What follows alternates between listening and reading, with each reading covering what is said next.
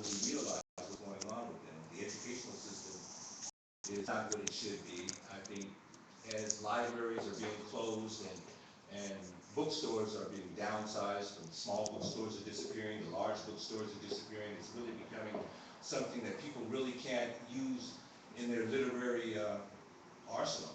I mean, they're not talking about anything other than reality shows that has nothing to do with their reality. So I believe that people really need to try to upgrade the way that they're thinking about their real reality. And to do that, I think that poets have to help to take up the slack, especially poets of color and poets of that are really interested about the livelihood of what's going on in the world. So I think that it's very, very, I mean, poets, Sufi poets and a lot of poets that have been relevant to society, that their poetry has gone down in history where we haven't even had an opportunity to meet these people. We've really have seen the legacies they left behind with what they've said. And I've always tried to be that type of poet, to have something left behind, to really leave a memory of what we tried to do, hopefully successfully, in any given time. Excellent, thank you. Anyone else on the panel that would like to respond to the question about lies within the system, of exposing lies within poetry? I mean, I think that we just have one obligation. We're not really beholden to anyone or anything but the truth. So as long as like the truth is being spoken and you're speaking on what you know to be the case. And, you know, a lot of times that involves, you know, uncovering the mess that our government, you know, continues to put us in, sometimes doing more harm than good. But yeah, I think that that's your main priority and your main job and your main obligation. You're, you know, obligated to your creator and you're obligated to speak the truth. Excellent. Dee?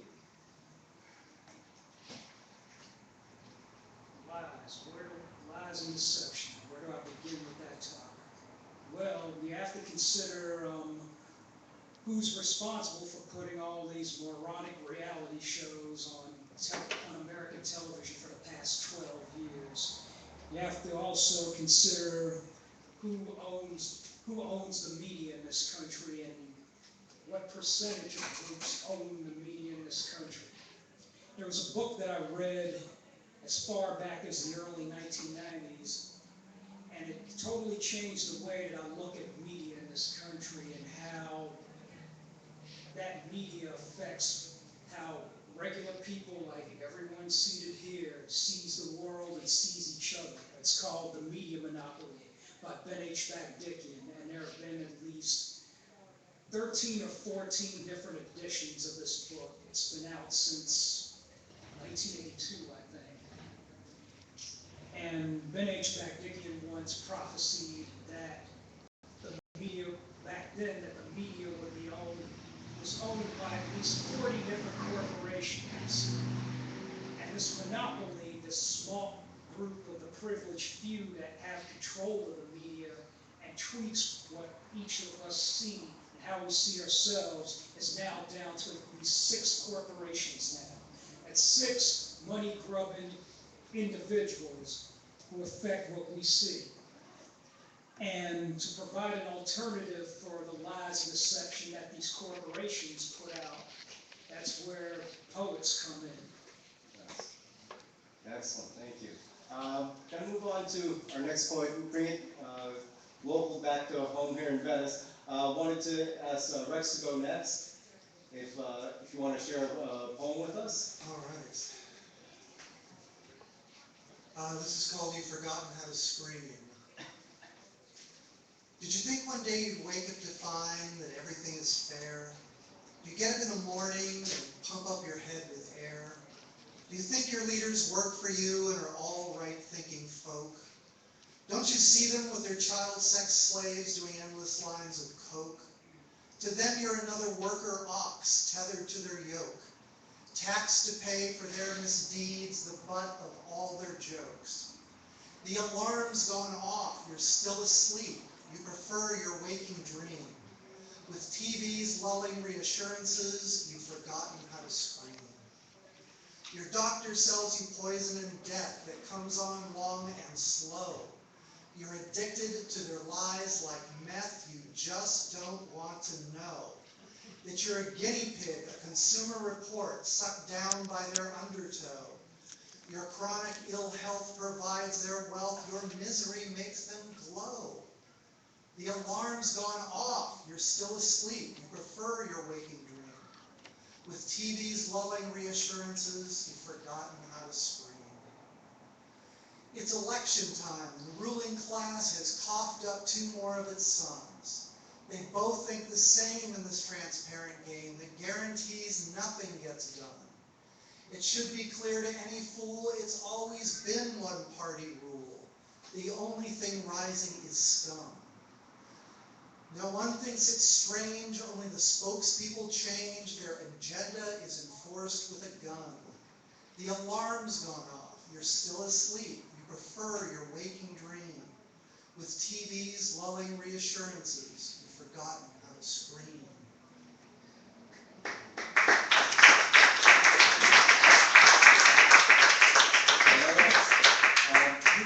You know that Venice is a very politically active community. And you've been writing here in Venice for over 25 years now, from what I understand. So how have you seen poetry affect the local community, and how the issues here at home are forwarded through poetry?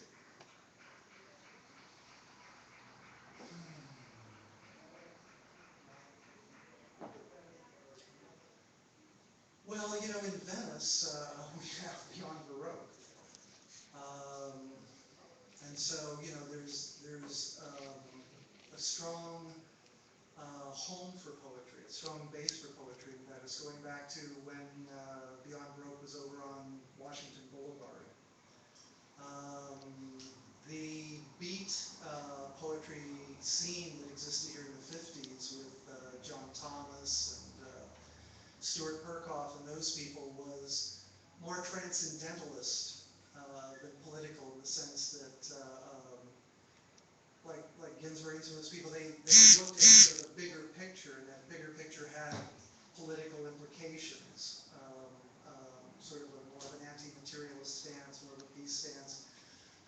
Specifically politically, it was John Hay, owner of the old Venice West Cafe, who went on to form the Free Venice Beachhead, that brought a particularly political edge to the art. He's also the poet that founded the Peace and Freedom Party. Oh yeah, Yes. oh yeah. John, through that group, he also started the Venice ACLU, the Venice Forum, the Venice Survival Committee, the Peace and Freedom Party, as you said, the Congress of Unrepresented People. And this is founded by poets, right? Yeah. Right, there you go. And that's why Venice sort of has that, now that reputation for being hard to harness, for having people who stand up to, you know, the endless waves of gentrification, the desire to bulldoze it all, as Sam Yorty wanted to do in the 60s, and just build casinos and hotels. Thank you. Anyone else want to talk about how poetry's affected their communities? Excuse me, may I ask where is the speaker? Because I cannot hear anything. Can I move close to the speaker if there is There's one? speakers on either side of There are. the theater, All yes. right, I'll try. Thank you. All right. Okay, I think poetry has an obligation to be intelligent. I think too many times a lot of people want to do poetry for reasons other than, selfish reasons. I mean, they want to bring women into their lives, or find to do it for money's sake, so consequently they don't say what needs to be said, and they're saying what the media wants them to say. I think that poets have an obligation to attack the symbols of oppression and working for unity and not uniformity, by holding humans that will no longer be denied humanity, clearly stating objectives that can go unchallenged and unchanged.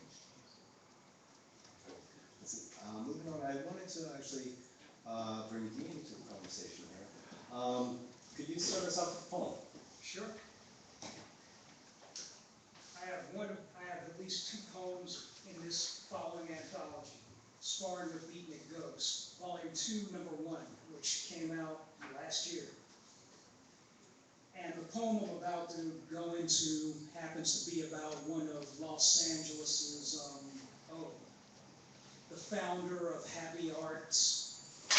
She was also a healthcare volunteer for a Filipino nationalist group called Bayan, spelled B-A-Y-A-N. So this is for and about, I like the sound of that. This is for and about Melissa Rojas. Does anybody in this audience know who she is? Ah, one person, and they live in Los Angeles, and this is sad. Anyways, now for the poem for Melissa Rojas. This is called Shaken. Finally living back in the island domain that birthed you, all you did was share the gift of medicine and comfort the sick. The very thing you loathed the most and rose against on the daily found its way to you. There was no way to predict what barged through that front door. Everything grew dark, then you vanished from sight. Then you reappeared after 6 days, a whole new woman, visibly shaken. Viciously bruised, thoroughly shaken, effects from the seeds of terror your captors laid within you. The pain shows in far more than battered cyanotic brown skin. You wear it like an agonized, tear-streaked shroud in public appearances. Nevertheless, you move on. The fiends that left you, visibly shaken, were determined to break your spirit into millions of scattered, glittery shards across the interrogation room floor. Aggressive questioning linking you to what you have no tangible link to. Nevertheless, you hold your ground. You are Melissa. Melissa, Melissa, Melissa, Melissa. You are not Maida.